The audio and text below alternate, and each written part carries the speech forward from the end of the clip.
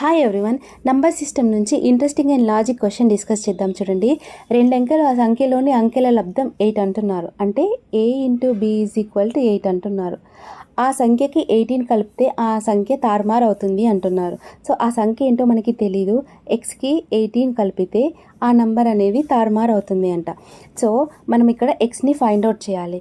First step వచ్చేసి ఈ question అనేది 9 రూల్కి సంబంధించింది కాబట్టి 18/9 చేస్తున్నాను. 9 1 9 2 ఈ 2 అనేది ఏకి బీకి మధ్య డిఫరెన్స్ అనేది 2 ఉండాలి. ఓకే, ఫస్ట్ ఆప్షన్ త్రో వెళ్దాం. చూడండి, 18 అనేది 1 ఇంటూ 8 అనేది 8 అవుతుంది. ఓకే, కానీ వీటి మధ్య డిఫరెన్స్ 2 లేదు కాబట్టి ఏ అనేది ఆన్సర్ అవ్వదు. నెక్స్ట్ బి చూడండి, 2 ఇంటూ 4 అంటే 2 4 8 ఉంది. సో రెండు అంకెల సంఖ్యల లబ్దం 8 అయ్యింది. వీటి మధ్య డిఫరెన్స్ కూడా 2 ఉంది. సో మన ఆన్సర్ ఏమవుతుంది? 24 అవుతుంది. ఓకేనా, ఎక్స్ అనేది 24.